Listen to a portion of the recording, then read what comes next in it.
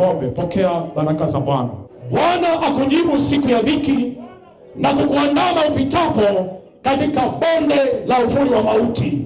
Pokea katika jina la Yesu. Amen. Bwana akujalie kwa kadiri ya haja ya moyo wako na kuyatimiza mashauri yako yote katika mwaka 2026. Amen. Napokea. Wema na fadhili za Bwana zikufuate wewe na familia yako siku zote za maisha yako katika mwaka 2026.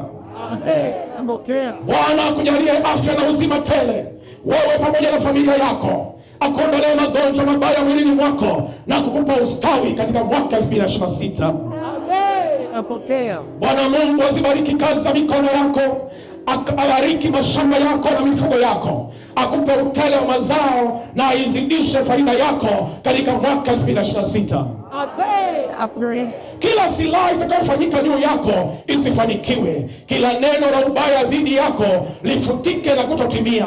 Adui zako wote wakatawanywe mbele zako kwa njia 7, na utisho wa Bwana ukawe juu yako na vitu vyako vyote mwaka 2026. Amen. Ninakuombea moyo mkuu na uhodari tele katika nyakati zote za maisha yako mwaka 2026. Amen. Kwa msaada wa Bwana hutashindwa bali utashinda, hutakufa bali utaishi, hutaanguka bali utainuka na kusonga mbele. Utakusudia jambo nalo litatimia, hutakata tamaa, hutavunjika moyo, hutarudi nyuma bali utasonga mbele katika mwaka 2026. Amen. Bwana atakulinda na mabaya yote. Bwana atakufunika kwa neema yake. Bwana atafungua mbingu kwa ajili yako na kukupa hatua maishani mwako. Bwana atakupa uwezo wa kuweka alama isiyofutika kwa ajili ya ufalme wake na maisha yako pia katika mwaka 2026. Amen. Bwana Mungu akubarikie na kukulinda. Bwana Mungu akuangazie nuru za uso wake na kukufadhili.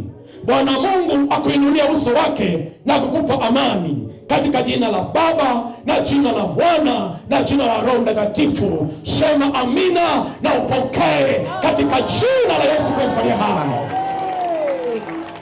Bwana Yesu, yananileta kusanyiko hili mbele zako. Tazama, umekiri kuyapokea matamko haya ya baraka ambayo Bwana umeyaleta kwetu siku ya leo. Ni maombi yangu ya kwamba matamko haya yakaendelee kupiga kelele kwenye maisha yao, na kila mahali utakapokuwa yakatimie bila kupungua hata moja. Wewe Bwana ukawaandame watu hawa tangu sasa na hata milele, katika jina la Yesu Kristo. Amen. Amen.